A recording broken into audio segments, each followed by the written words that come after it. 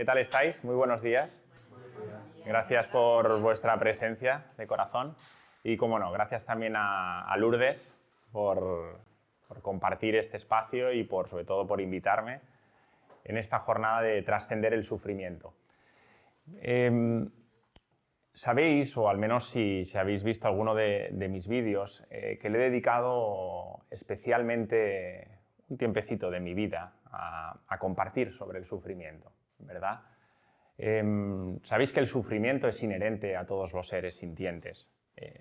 Y hemos visto y han compartido grandes maestros y grandes seres que ha dejado la humanidad, que el sufrimiento está presente no solo en los seres humanos, sino en el resto, como os decía, de seres sintientes, ¿verdad? Y es una temática que me apasiona.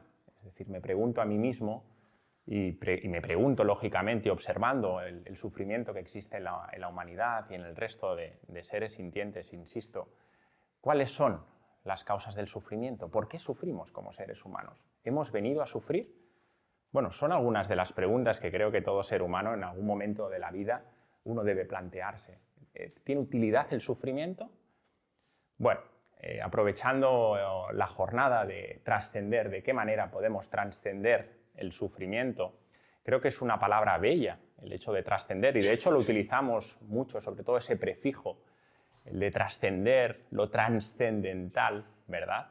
Y esa palabra bella, por cierto, que viene de trascendere, del latín, nos dice ir más allá, es decir, pasar de un punto a otro.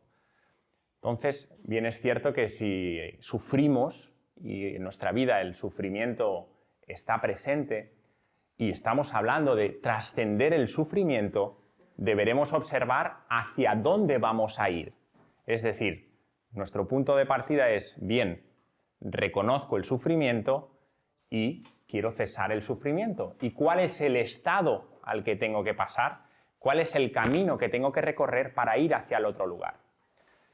Parece sencillo, ¿verdad? Porque la mente concreta, sobre todo, la mente parlanchina nos asedia con muchas preguntas y nos dice, bien, reconozco en algunos casos que sufro y el camino es hacia algo que me dé felicidad. ¿El camino es hacia algo que me genere placer? ¿El camino es algo que me genere dicha, gozo? Y en esas estamos.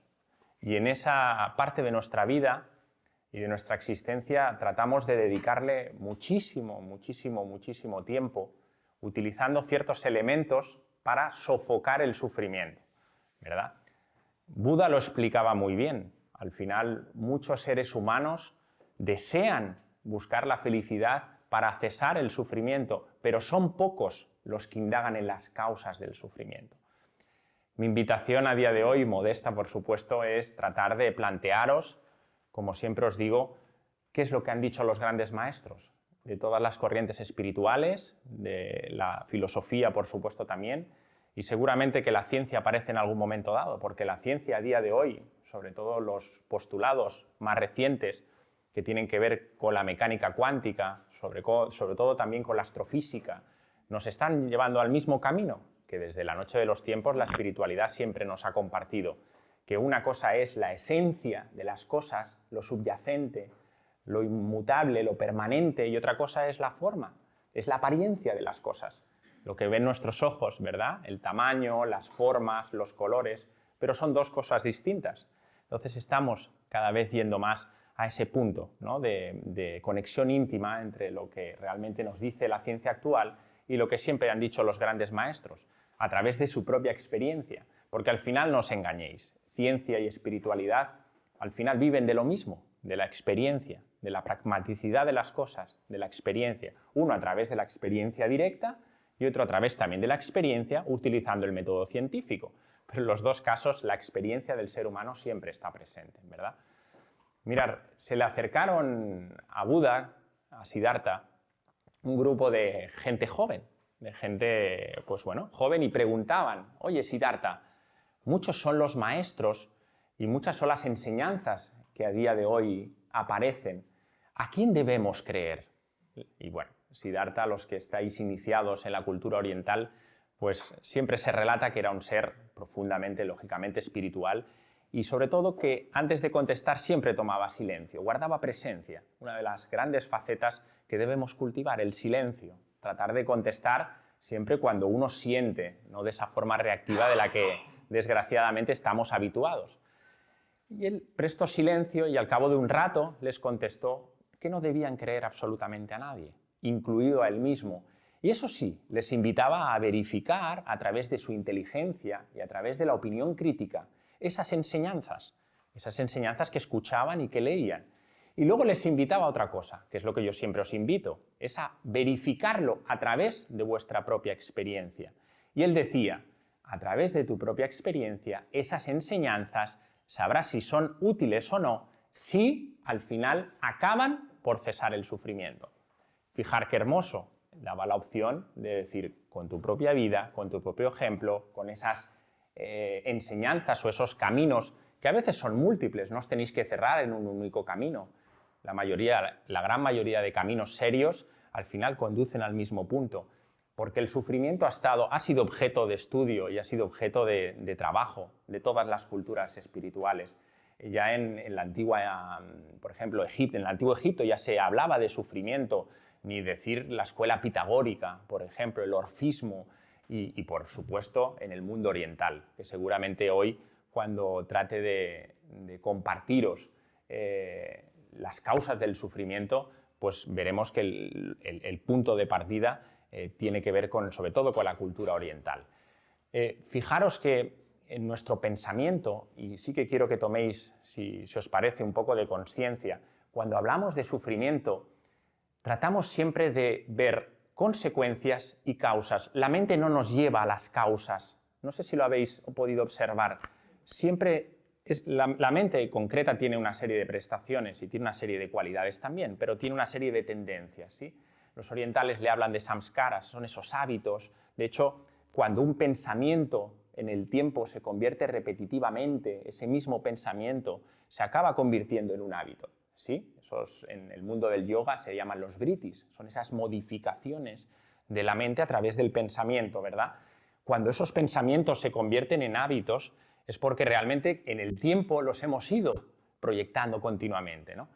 Finalmente, cuando nos acercamos al concepto de la mente nos lleva a observar el sufrimiento solo desde las consecuencias. Es decir, es como si vierais un iceberg, ¿sabéis lo que es un iceberg? Una estructura de hielo, donde vemos desde fuera una parte visible. Bien, desde fuera únicamente podríamos observar que solo vemos la parte externa.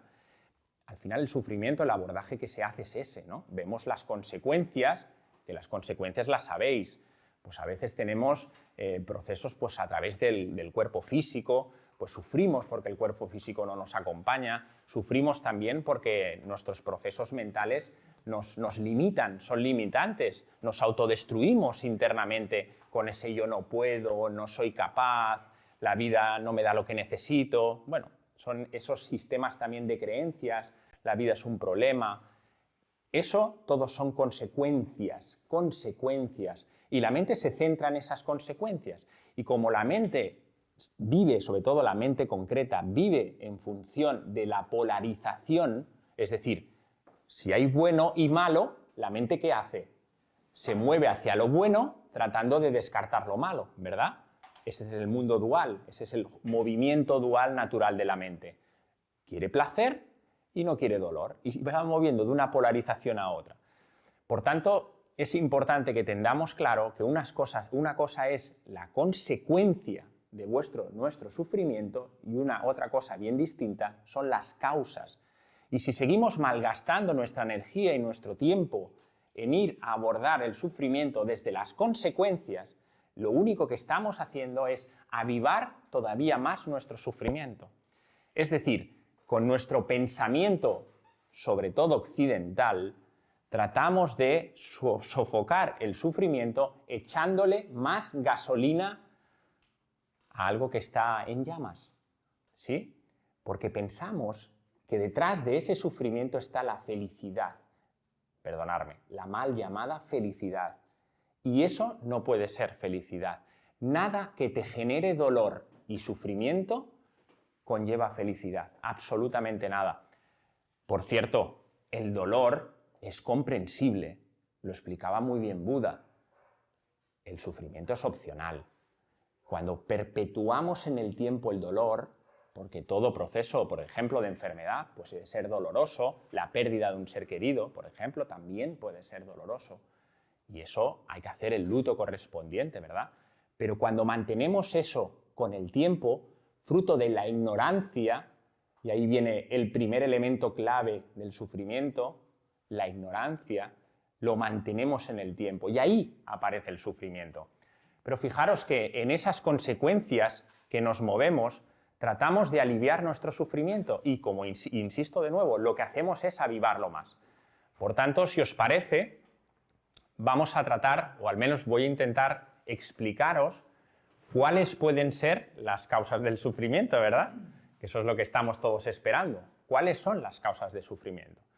Mirad, en todas las tradiciones espirituales, sin excepción, podemos hablar de la mística cristiana, San Juan de la Cruz, a los que os guste, como a mí, ese tipo de obras, hablaba de la noche oscura del alma, ¿os acordáis? Un bello poema que todo ser humano en algún momento debería leer por su profundidad y cómo fue escrito en estados de éxtasis de alta contemplación. La mística cristiana, el mundo del yoga, en el hinduismo, sabéis que el hinduismo aglutina todas las ramificaciones que luego dieron lugar, por ejemplo, al budismo, en el jainismo, toda la corriente occidental, al final todas convergen en un mismo punto. Y en ese punto, al final se despliegan todos los demás, pero en el primero os quiero poner el acento. En el mundo del hinduismo hay una palabra sánscrita que se le dice en el mundo del yoga también, que se llama avidya. ¿Sabéis lo que es avidya? Avidya es ignorancia. Ignorancia. Esa es la primera causa de sufrimiento. Pero la ignorancia no es saber, por ejemplo, o no saber, mejor dicho, no hablar 3 idiomas o 4 idiomas. Eso no es ignorancia. La ignorancia real de avidya es confundir lo que eres con lo que no eres. Te lo repito, la causa del sufrimiento principal es avidya, confundir lo que somos con lo que no somos. Y, por supuesto, confundir la felicidad con el sufrimiento. Confundir lo verdadero con lo ilusorio. ¿Se acabó? Lo hemos confundido. O sea, pensamos que somos algo que no somos. Nos hemos convertido en algo que no somos. Y como nos hemos olvidado de lo que somos, pues sufrimos. Esa es la única causa de sufrimiento, la principal, por cierto. A partir de ese escenario, a partir de ahí, aparecen una serie de causas, pero que van derivadas del primer principio. Te has creído que eres algo que no eres. Llámale ego, llámale una forma de pensamiento, llámale una estructura mental, llámale una serie de hábitos que has adquirido, llámale una de automatismos, llámate una serie de emociones que aparecen en tu día a día. ¿Te has identificado con eso? Y esa es la causa del sufrimiento. A partir de ahí, a partir de esa ignorancia de lo que eres y es, aparece otro concepto hermoso, que es la identificación de lo que no eres. Es decir, como has olvidado y hemos olvidado lo que somos de verdad, nuestra naturaleza divina y primigenia, por tanto, nos identificamos con un personaje, uno o varios. Ya sabéis que a veces, cuando hablamos de términos egoicos, pues acabamos mutando, ¿no?, diferentes arquetipos para sobrevivir en este mundo que entendemos que, pues que es una competición egoica, que uno pisa al otro, el otro por el otro quiere destacar, es la lucha feroz de los egos, fruto de la ignorancia, por no saber lo que somos, es así de sencillo. Por tanto, fijaros en esas causas de sufrimiento, esas clechas que se nos habla en el mundo del yoga, nos hemos identificado a eso que no somos. Fijaros que Siddhartha Gautama fue de los grandes seres humanos que desarrolló el sufrimiento. De hecho, se pasó toda su encarnación, su segunda etapa de la encarnación, dedicado exclusivamente a estudiar en profundidad y a través de su experiencia directa de qué manera los seres humanos podían dejar de sufrir, ¿verdad? Y si os acordáis, en ese sermón de Benarés, en el Parque de los Ciervos, tuvo la enorme generosidad de formularnos pues, las nobles verdades, ¿verdad? Las 4 nobles verdades. Y si os acordáis de esas famosas 4 nobles verdades, en la primera de ellas rápidamente dijo: señores, el sufrimiento existe y las causas del sufrimiento es el deseo y el apego, que tiene que ver con esa identificación a lo que no eres. Es que todo va unido. ¿Lo observáis? Como me he identificado a algo que no soy, pues claro, los movimientos son muy claros. Deseo y apego.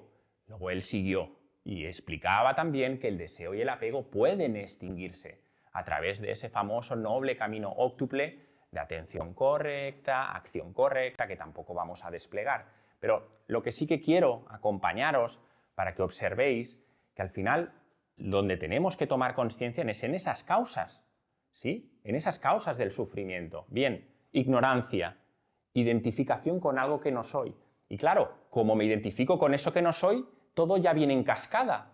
Nos dicen las klechas, por ejemplo, los Yoga Sutras de Patanjali, que es una fuente que viene de 4 o 5 siglos antes de Jesucristo, o sea que es una fuente muy válida. ¿Sí? Reunió todo el compendio que había escrito sobre el yoga en los textos védicos, en los Upanishads, o sea, ahí hay muchísima sabiduría, muchísima profundidad. Y él desplegó también esas causas del sufrimiento y nos decía: bien, me he olvidado de lo que soy, ignorancia, me identifico con algo que no soy, pero no sigo ahí.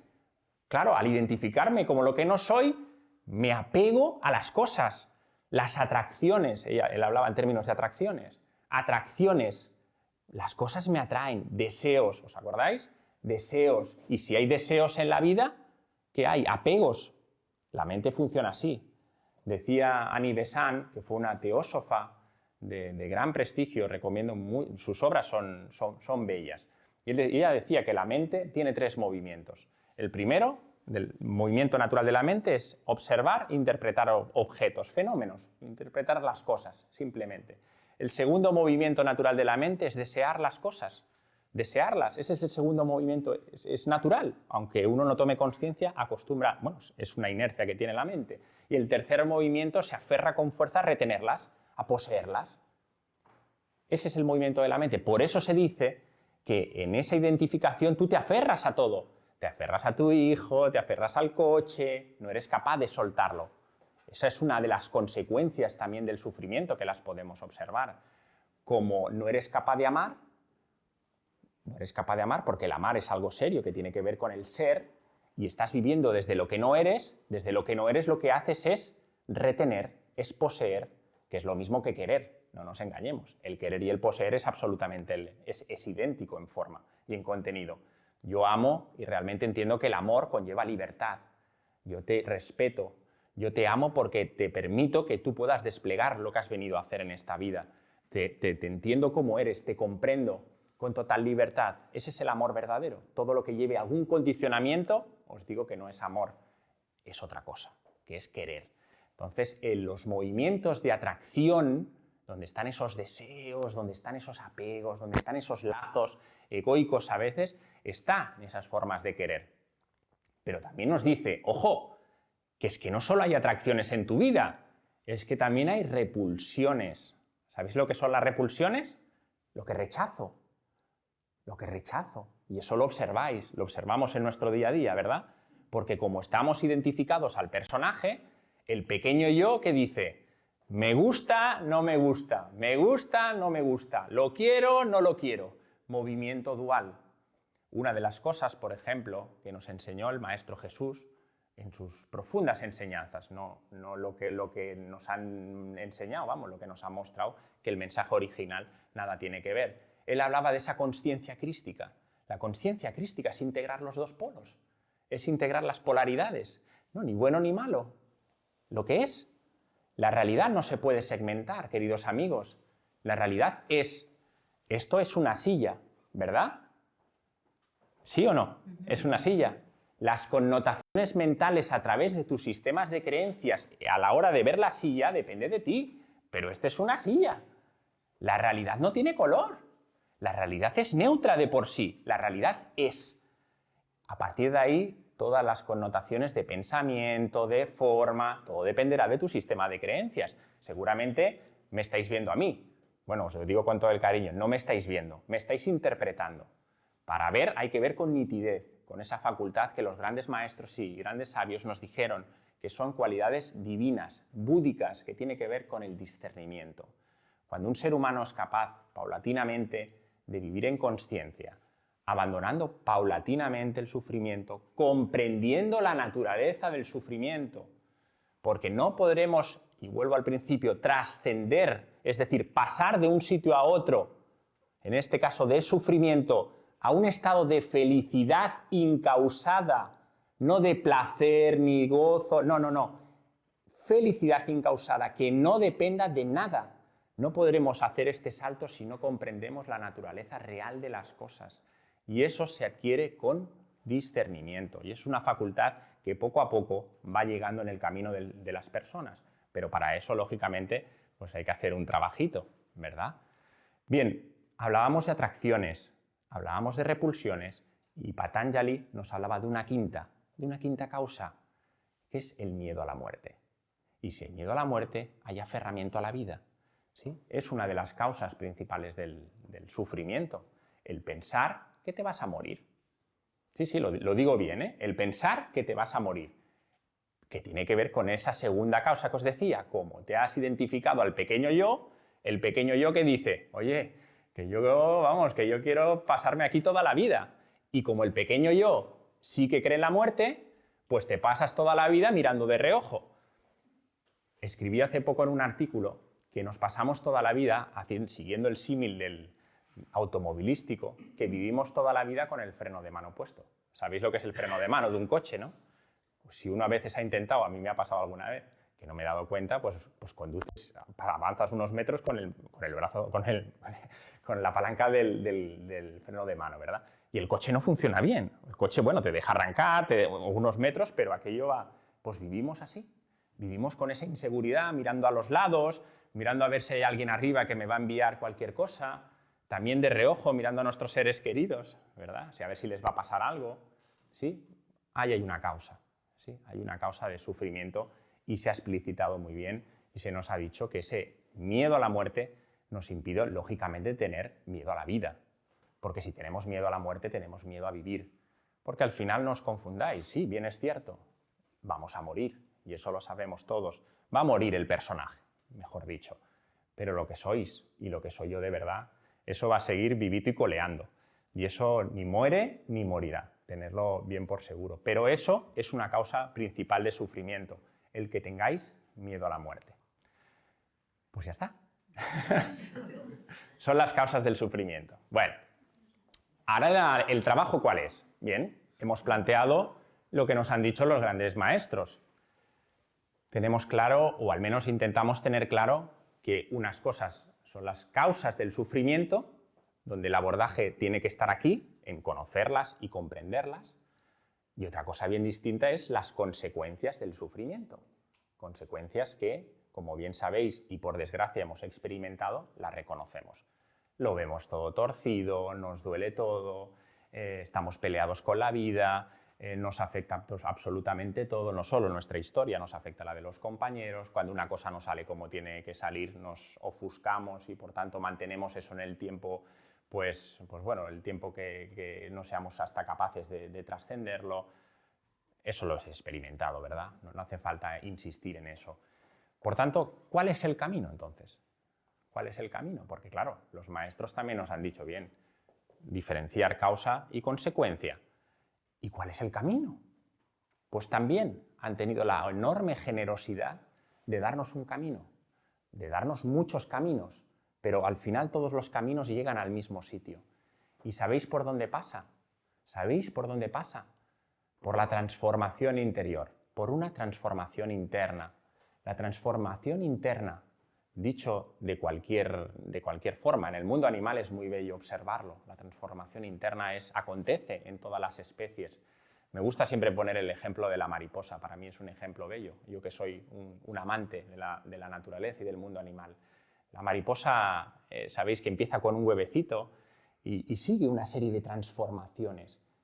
Permitirme que os recuerde que la transformación, el proceso, se dirige de dentro hacia afuera, no el cambio. Yo no hablo de cambios. Los cambios nada tienen que ver, los cambios son mentales. Los cambios van de fuera hacia adentro y yo os hablo de una transformación que se gesta de dentro hacia afuera y con un sentido profundo. Y esa bella mariposa tiene varias transformaciones. ¿Os acordáis de esa oruga que pasa a crisálida y finalmente acaba convirtiéndose, ¿verdad?, en mariposa? ¿Sí? Pero también pasa, por ejemplo, con el reino mineral. ¿Sabéis, por ejemplo, lo que le pasa al carbón? Cuando es sometido a grandes temperaturas y a grandes presiones, genera una transformación interna desde dentro y se convierte en un bello mineral, que seguramente algunos recordaréis que es en un diamante, ¿verdad? Bueno, esto pasa también en los seres humanos y ese es el camino, es la transformación interna. Es esa transformación en Dios de la que nos han hablado todos los grandes maestros, esa mística cristiana de lo que os hablaba antes de San Juan de la Cruz, nos decía, esa transformación en Dios, ¿verdad? Para esa transformación interna tenemos que generar un proceso ¿de qué? De autoconocimiento. Bien, si os decía, la principal causa del sufrimiento es que he olvidado por la amnesia en la que vivo lo que soy, pues el camino es, vamos a conocernos mejor, vamos, pero en profundidad. El mensaje siempre ha sido el mismo. Unos le han llamado la autovigilancia, unos le han llamado la autoobservación, unos en el oráculo de Delfos ponían aquello de conócete a ti mismo, ¿verdad? Y conocerás a Dios y al universo entero. Decía, el conócete a ti mismo, conócete bien lo que eres y lo que no eres. Ese es el sendero para mitigar el sufrimiento, conocernos de verdad y conocernos en profundidad, lo que somos y lo que no somos. ¿Para qué? Pues para vivir en gozo, ¿verdad? Para ser felices. Ya somos felices, como decía Anthony de Melo, pero no te das cuenta. La felicidad está, pero tú no te das cuenta. De verdad que está. Hay un personaje, y os recomiendo de verdad, siempre me gusta a veces daros cosas, obras que creo que merecen la pena. Y hay un maestro sufi, que lo cito con frecuencia porque creo que tiene obras capitales para entender bien el sufrimiento, que fue Ibn Arabi, fue un gran maestro sufi, de los primeros, por cierto. Y él hay una frase que en todas sus obras siempre aparece. Mirad a ver si os resuena, y decía, tú no eres tú. Tú no eres tú, y sin embargo tú no lo sabes. Bueno, si le dais un espacio interior, veréis que es una frase bella, ¿verdad? Y resume todo esto que estamos diciendo, que al final te has convertido en algo que no eres, ¿verdad? Siguiendo en ese autoconocimiento de uno mismo, ¿qué nos han dicho las tradiciones espirituales? ¿Qué nos han dicho los grandes maestros? ¿Qué nos ha dicho la filosofía? Bien, pues nos ha dicho que hay una dimensión física y hay una dimensión espiritual. Tenemos la tradición cristiana, aquí sobre todo muy arraigada en nosotros. Pablo de Tarso, sabéis que hablaba de cuerpo, alma y espíritu. Hablaba de 3 componentes. Al final eso es también el autoconocimiento de uno mismo, porque lo que hay que hacer es profundizar sobre eso. Y coges todas las culturas espirituales y algunas te hablan de 5 componentes. Por ejemplo, la Vedanta nos habla de 5. En el Antiguo Egipto hablaban de 7. Por ejemplo, en el hinduismo se habla de 7 también. En el yoga se habla de 5 envolturas del alma. Al final, la constitución septenaria, que creo que para mí es, para presentarlo con mayor detalle, es más accesible, nos habla de 7 componentes en el ser humano. En todas hablamos de lo mismo, una parte perecedera y una parte imperecedera, una parte mortal y una parte inmortal. Todas esas envolturas que corresponden a la personalidad, todas, y las entraremos a entrar en detalle porque es necesario para ese conocimiento de uno mismo, esas tienen su final, esas van a morir. Y luego hay una parte espiritual de nuestra dimensión verdadera que eso es trascendente, eso jamás es inmortal, no morirá jamás. Por tanto, el viaje, ¿cuál es? Es desidentificarnos de lo que no somos para recobrar nuestra verdadera identidad. Patanjali lo segmentaba muy bien, decía, no te confundas con identidad, identificación. Te has identificado a lo que no eres y se trata de que te identifiques con lo que eres, con tu verdadera identidad. Por tanto, si os parece, brevemente, vamos a dar algunas pinceladas de ese autoconocimiento de uno mismo para realmente, poco a poco, empezar a desidentificarnos de lo que no somos. Sí, es el doble trabajo que hay que hacer, que a la vez es uno. Me desidentifico de lo que no soy para que lo que soy se pueda plasmar. Así de sencillo. Bueno, no sé si es sencillo, pero sí que es un trabajo, ¿verdad? Sí, me he dado cuenta, fácil no es. Me he dado cuenta que soy un cuerpo físico, decía Krishnamurti, soy un cuerpo físico, pero no soy un cuerpo físico. Tengo emociones, pero no soy esas emociones. ¿Sí? Vamos a profundizar un poquito. Mirad, en esa constitución septenaria, de la que seguramente muchos ya conocéis, se habla de 4 cuerpos perecederos y se habla de 3 cuerpos no perecederos. ¿Sí? Para no referirme continuamente a esos 4 cuerpos y casi agobiaros con tanto nombre, me referiré siempre a la personalidad, que es lo que muere, y lógicamente a la individualidad, que es lo trascendente. ¿Sí? El primer cuerpo que podemos observar, y lo podéis tocar, es el cuerpo físico. ¿Sí? En el cuerpo físico ya se pueden hacer muchas cosas, De hecho, siempre que alguien me pregunta, oye, ¿yo por dónde empiezo en este camino? Hay que empezar siempre de lo sencillo a lo complejo. No podemos entrar en un proceso meditativo cuando un ser humano tiene el cuerpo muy tenso. No se puede, os lo digo de verdad, vas a perder el tiempo y te lo digo de corazón. Y yo estoy iniciado en la meditación y llevo muchos años practicando la meditación y es un proceso adquirido con el tiempo, pero fruto también de haber conseguido armonizar mínimamente el primer cuerpo, que es el más denso. No quiere decir que es el menos importante, sino que es el más denso. Cada cuerpo tiene una densidad con una frecuencia vibracional. Y al cuerpo físico, como bien nos ha dicho, por ejemplo, la tradición yógica, hay que respetarlo, pero también hay que saber ponerle límites, porque el cuerpo y la mente, hombre, ya sabéis que van de la mano, ¿verdad? Sobre todo cuando uno comparte una buena comida y lleva a lo mejor algún platito de más y el cuerpo físico te está diciendo, oye, chico, ¿no será mejor que paremos ya de comer? Y tienes aquí a la loca de la casa, de la que decía Santa Teresa de Jesús, que te dice, venga, hombre, un poquito más, hombre, ¿no? Que no pasa nada. ¿Veis? El binomio cuerpo-mente siempre está presente, la mente siempre está ahí. Por tanto, el objetivo, ¿cuál es? Poquito a poco, en ese proceso de desidentificarte del cuerpo físico y sobre todo de sutilizarte, que ahí está la clave, de qué manera puedo poner el cuerpo a mi servicio. No que el cuerpo me arrastre a mí como ser humano, sino que el cuerpo va a estar a mi servicio. ¿Os acordáis de esa palabra, de la purificación?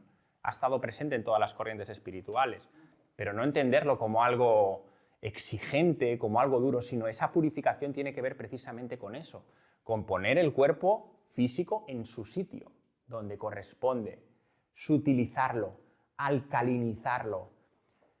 En el año 1931, un señor llamado Otto Warburg, premio Nobel, por cierto, ha pasado desapercibido, pero yo la verdad que me extraña. Bueno, no es que me extrañe, o sea, todo tiene su sentido profundo, ¿verdad? Pero es de manual. Él habló de esa alcalinidad. Yo siempre hablo que hay 2 elementos que tenemos que tener presentes para tener un cuerpo sutil, no denso, que es sutilidad y alcalinidad. Y este señor explicó muy bien y dijo que todas las enfermedades, todas son ácidas. Y donde hay oxígeno y alcalinidad no puede haber enfermedad. Y es más, añadió, incluso el cáncer. Lo podéis poner en internet. Otto Warburg, premio Nobel de medicina. Alcalinidad. Los alimentos tienen que ser alcalinos, tienen que tener oxígeno, tienen que ser sutiles. La alimentación es importante, muy importante en vuestra vida. Claro que sí, pero tiene que tener esos 2 principios, alcalinidad y sutilidad. ¿Para qué? Para que poco a poco tu cuerpo físico, que ahora está denso, se vaya poco a poco sutilizando, poco a poco se vaya armonizando. Y eso tendrá que ver para luego lo que venga detrás, porque si un cuerpo físico está denso, tu cuerpo mental estará denso. y tu cuerpo emocional estará denso y seguirás arrastrando todos los cuerpos. Por tanto, el trabajo está ahí, en equilibrarlos, ¿sí? La medicina ayurvédica, que para mí es una de las medicinas milenarias, nos habla muy bien de los alimentos. Os invito a profundizar en esos alimentos sádvicos, que son los alimentos que nos generan pureza, que nos generan discernimiento, que no nos embotan la mente, que no embotan la mente, que hay alimentos que os embotan la mente. Los alimentos kármicos que deben de dejar de tomarse, no por un tema de frecuencia vibracional, que ya lo he compartido muchas veces, que la frecuencia vibracional, la luz que nos dan es cero, sino por un tema de compasión. No ha habido ningún ser, insisto, ningún ser humano en consciencia de cualquier tradición que el principio universal de la vida, que es ahimsa, lo haya violado. El respeto a la vida en todas sus formas. Ningún ser con desarrollo espiritual ha sido capaz de comer animales, pero no porque no les gustara la carne, sino por ese concepto del respeto a la vida. Pero aún así, cero en frecuencia vibracional nos aporta, no nos alimenta, ¿sí? Por tanto, os invito a que os acerquéis, ahora no hay más tiempo, para que podáis entender que la alimentación no es un tema estético, ni mucho menos, si es para que internamente tú te puedas utilizar. Tenéis herramientas fáciles también para alcalinizaros internamente. Tenéis un regalo bendito que es el agua de mar. Os podéis acercar al agua de mar, nos da una alcalinidad muy grande, aparte de ser un alimento vivo. Sabéis que el pH del cuerpo humano está entre 7,37 y 7,47. A partir de menos de 7 el cuerpo empieza a entrar en acidosis. Bueno, pues se trata de ver qué alimentos nos pueden ayudar para esa sutilidad interna a nivel celular, ¿verdad? No solo la alimentación nos permite sutilizarnos, también, lógicamente, movilizar la energía conscientemente, siempre lo digo. Cualquier tipo de actividad que puedas hacer, preferiblemente siempre que pueda ser en contacto con la naturaleza, ¿verdad? Pero el mover la energía, movilizarte, eso te permite que entre oxígeno, te permite también alcalinizarte. Hay que mover conscientemente el cuerpo físico, ¿verdad? Bien, podríamos seguir, pero si os parece, vamos al siguiente cuerpo. Bien, hemos hablado de que hay un cuerpo físico, que es el más denso. Nos encontramos con otro cuerpo, que nos han dicho los antiguos, que es el cuerpo etérico, el doble etérico también le llaman. Es un cuerpo energético, es una envoltura, es un molde que recubre nuestra parte física y se trata de poder también armonizarlo. ¿Y cómo lo armonizamos? Ese cuerpo se nutre del prana. ¿Sabéis lo que es el prana? Es la energía vital, es el aliento de vida. Los orientales, también los chinos, le llaman el ki, el chi. Es el alimento, vivimos del prana. Hay seres humanos que su alimentación únicamente es pránica, los famosos pránicos. No comen, algunos son hasta capaces de no beber y se alimentan de la energía vital. Sin el prana no podríamos vivir. ¿Sí? Hay una estructura que tenemos energética donde están esos chakras que tienen una función importante dentro de nuestro organismo. Tenemos unos nadis, que son esas arterias, esos filamentos que conducen esa energía, ese prana que recibimos del ambiente, sobre todo del sol. También se absorbe de la tierra y del aire, pero sobre todo del sol, porque eso es una gran enseñanza. El sol es bueno, nosotros venimos del sol, sería para poder desarrollarlo con mucha más profundidad, pero el sol es nuestro gran aliado. Hay que saber utilizar el sol y también tener un contacto íntimo con el sol y absorber prana. Esos nadis hacen que ese prana, esa energía vital, porque la vitalidad no te lo dan los alimentos, no te confundas, siempre lo digo, la vitalidad no te lo dan los alimentos, te lo da el prana, la energía vital. Puedes alimentarte muy bien, pero si no absorbes prana, estás decaído, no tienes fuerza. ¿Lo habéis observado a veces? Esos días donde uno tiene mucho estrés, a veces donde uno tiene mucha ansiedad, los filamentos del doble etérico sufren. Te desgastas energéticamente y puede ser que hayas comido igual 4 o 5 veces. Entonces no tiene nada que ver los alimentos con la vitalidad. Por tanto, absorbemos, recogemos de los chakras, sobre todo del segundo chakra, el chakra a través del bazo, y esos nadis, esas arterias, canales y filamentos, lo van distribuyendo en nuestro cuerpo. ¿Qué es importante tener presente, por ejemplo, con el cuerpo etérico, el doble etérico? Pues trabajar el contacto con la naturaleza. Los yogis nos hablan de pranayama, hay que saber respirar bien, respirar conscientemente, Muchas de las emociones que vivimos a veces ciertos días que estamos aquietados, momentos donde la mente, donde ese mono salta de ramita en ramita, que a veces es incluso agresivo, ¿verdad? Que entramos en un proceso de ofuscación, que es un círculo vicioso y la mente sigue le dando vueltas. De hecho, nos hablan, ¿no? La ciencia a día de hoy, antiguamente hablaban de 20.000 pensamientos, la ciencia a día de hoy nos dice más de 60.000 y el 90% son repetitivos, los mismos que ayer, los mismos del día anterior. Por tanto, entramos en círculos viciosos. El cuerpo etérico, pranayama, respiración, simplemente como anécdota, un pequeño consejo. Sabéis que tenemos dos orificios, es Ida y Pingala. El lado derecho tiene que ver con nuestro lado de fuerza, con nuestro lado solar. El lado izquierdo tiene que ver con nuestro lado lunar. Si yo quiero tener energía y vitalidad, tengo que taparme el lado izquierdo. Hacemos pranayama con el lado derecho. Entonces inhalo y exhalo con el lado derecho y ahí tendré vitalidad, vigorosidad. Si estoy denso, estoy con mucha perturbación interna, al revés, tapo el orificio derecho, por ejemplo, y empiezo a hacer pranayama con el lado izquierdo. Hay un vídeo, en el canal podéis ver, hay un vídeo que compartí en su momento con una compañera yogi que hicimos un taller de pranayama para en esos momentos de qué manera podemos aliviar nuestro estado mental y emocional. Por tanto, os invito también a que podáis también profundizar, pero es importante descalzaros en la naturaleza, abrazar árboles, todo eso nos alcaliniza también, nos alcaliniza y nos aporta vitalidad, ¿sí? Pero seguimos, dos cuerpos, vamos al tercero rápidamente. Tenemos un cuerpo emocional o astral. Eso lo observáis, ¿verdad? Ahí aparecen emociones, deseos, sentimientos. Bien, pues eso hay que armonizarlo. Eso hay que ponerle orden a ese cuerpo. Ese cuerpo a día de hoy en muchos seres humanos está denso. Bueno, es un torrente emocional. Hay personas que son profundamente emocionales. Y eso hay que ponerle orden, hay que sutilizarlo.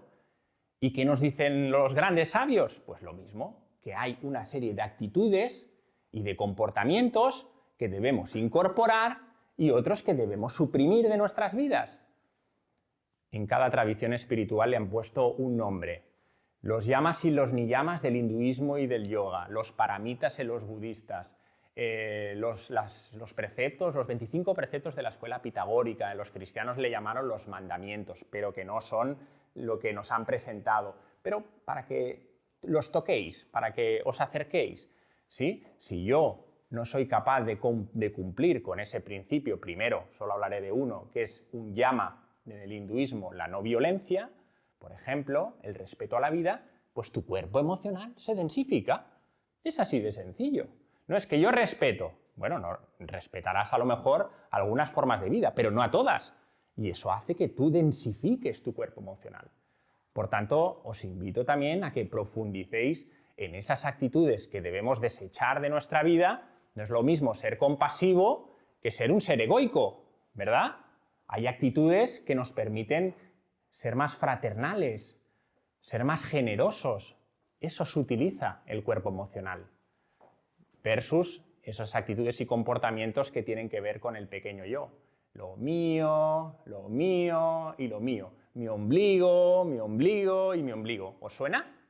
Pues esas actitudes y comportamientos densifican vuestro cuerpo emocional. Bien, finalmente entramos en el cuarto. Os he dicho que habían 4 cuerpos y ese lo conocéis muy bien. Sabéis que hay un cuerpo que es mental. ¿Lo conocéis? ¿Sabéis esos pensamientos? Hablábamos de esos vritis, como hablan en el yoga, esas modificaciones de la mente, esos pensamientos negativos, esas formas de pensamiento, tus sistemas de creencias que te hacen ver las cosas en función de la forma en la que las ves, pero no son como tienen que ser, ni son como son como tú piensas que deben de ser. Y a eso, queridos amigos, también hay que ponerle orden. La mente tiene dos niveles, uno inferior y otro superior. La gente habla del inferior, pero del superior, que es el importante, no se habla. El inferior es el que estamos hablando, el mundo de las pasiones, de los pensamientos, de tus creencias, de tus dogmas, de tus sistemas de creencias variopintos, pero eso es un nivel concreto de la mente y, por cierto, inferior, y es el que nos castiga a diario. Pero hay otro nivel de la mente, que es superior, mana superior, para si queréis profundizar. En el ámbito teosófico se profundiza muchísimo en esta mente. Es una mente abstracta, es una mente que tiene que ver con lo sagrado, con lo trascendente. De hecho, esta mente forma parte de lo que somos, de nuestro cuerpo causal, donde está nuestra alma individual, ahí está manas superior. Esa mente abstracta, esa mente que no es la que utilizas para tu día a día, es la mente que se encarga de preguntarse lo trascendente. ¿Quién soy? ¿De dónde vengo? ¿Hacia dónde voy? Esa mente abstracta tiene que ver con lo trascendente, trascendente, no con los quehaceres del día a día, si he quedado a las 4, que si te tengo que enviar un WhatsApp, nada tiene que ver. Y en esa mente es donde se cultiva el silencio, y en esa mente es donde uno puede leer con profundidad textos sagrados, que es una de las textos sagrados o textos de profundidad, ¿verdad? Que se nos permite abrir esa mente abstracta, abrirla. Es que hay que abrirla, hay que desarrollarla. Textos importantes, no nos pongamos a leer con todo el respeto pues en lecturas o el pronto o estar 17 horas en la televisión, que eso lo único que nos genera simplemente es llenar ese cuerpo mental inferior, lleno de pensamientos que luego van asociados a emociones y como se confrontan con tus sistemas de creencias, sigues atrapado en el mismo círculo. Por tanto, la mente abstracta es la que tenéis, la creatividad, la música, el arte, la poesía, todo eso es lo que hay que profundizar. Por ejemplo, pues hoy, que la temática es cómo trascender el sufrimiento, indagar, autoindagar. Uno de los mecanismos principales de esa mente abstracta es la autoobservación. La autoindagación, vichara, que le llaman en sánscrito, el camino del yogi, la autoindagación. ¿Quién soy yo? ¿Os lo habéis preguntado alguna vez? ¿Qué es la muerte? ¿Qué es la vida? Son las preguntas que nos hacen abrir esa mente abstracta. Esas preguntas son las que realmente os hacen haceros grandes espiritualmente y no que toca hoy a las 3 para comer. Bien, está bien, no digo que esté mal, pero eso no nos hace evolucionar. No os engañéis. Y entonces esa mente abstracta paulatinamente se va haciendo grande. ¿Para qué? Pues ahora viene aquí la clave. Hay un puente sagrado que se llamaba Antakarana, que une lo que somos, nuestra divinidad, con lo que no somos, con esa personalidad de la que estoy hablando, de esos 4 cuerpos, lo que soy con lo que no soy. Este puente, los sabios lo sabían muy bien, es Antakarana. Y para que lo que tú eres de verdad pueda bajar y descender, ¿qué tiene que haber? Se tiene que abrir. Esto se tiene que abrir, las compuertas se tienen que abrir. Lo que no puedo hacer es lo que hacemos la gran mayoría de los mortales, es densificar tanto esto que ¿cómo se va a abrir las puertas? Es que no se puede abrir nada. Cuando yo poco a poco voy armonizando mi cuerpo físico, voy armonizando mi cuerpo energético, armonizo mi cuerpo mental y mi cuerpo emocional, las puertas de Antakarana, junto con ese trabajo de la mente abstracta, de silencio, etc., permite que paulatinamente eso se abra y descienda lo que somos de verdad en nuestro día a día. Porque al final eso es espiritualidad, ¿verdad? En la cotidianidad. Lo que somos verdaderamente que se pueda tocar, que se pueda plasmar en tu día a día. Y eso acaba lloviendo, acaba descendiendo verdaderamente. ¿Sabéis eso de que baje el cielo a la tierra? ¿Verdad? Ahí está. Ese es el cielo de verdad. Y cuando somos capaces de, por ese lado de desidentificarnos, armonizarnos, sutilizarnos en cada uno de nuestros cuerpos que tiene que ver con nuestra personalidad y somos capaces de vivir desde lo que somos, el sufrimiento acaba cesando. Acaba cesando. Es un camino, es un viaje. Hay que ir poniendo cada día granito, granito, granito, granito. Y sobre todo, atención consciente. Hay un movimiento que permitirme, y ya voy a acabar, que debería estar presente en todos los seres humanos. En cualquier tradición lo podéis encontrar, en el mundo del yoga, en el hinduismo, es el darse cuenta. Buda hablaba del acto consciente. Da igual, autovigilancia, darse cuenta. ¿Sabéis lo que es darse cuenta? ¿Sabéis lo que es darse cuenta? Ser un testigo, ese testigo interno que está en vosotros, que está en mí también. Acontece cualquier cosa y lo único que hacemos son 2 movimientos naturales. Es observarlo y aceptarlo. Observar y aceptar. No observar, aceptar y juzgar. ¿Sí?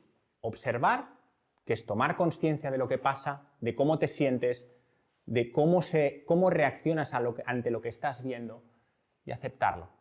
Y eso a lo largo del día seguramente acontece 600, 700 veces, no lo sé, por cuantificar. Y con el paso del tiempo, si eres constante, perseverante, eso se va reduciendo y poco a poco vas tomando conciencia de tu vida. En definitiva es el mayor tesoro que puedes tener en esta encarnación. Tomar conciencia que eres algo más. Levántate del sueño en el que vives. Vivimos en un sueño y darse cuenta, tomar conciencia, es despertar de ese sueño. Y por tanto, si despertamos de este sueño, seremos capaces de vivir gozosos y sobre todo libres de sufrimiento. Espero que os vaya bien y que seáis felices, lo más importante es eso. Gracias, chicos.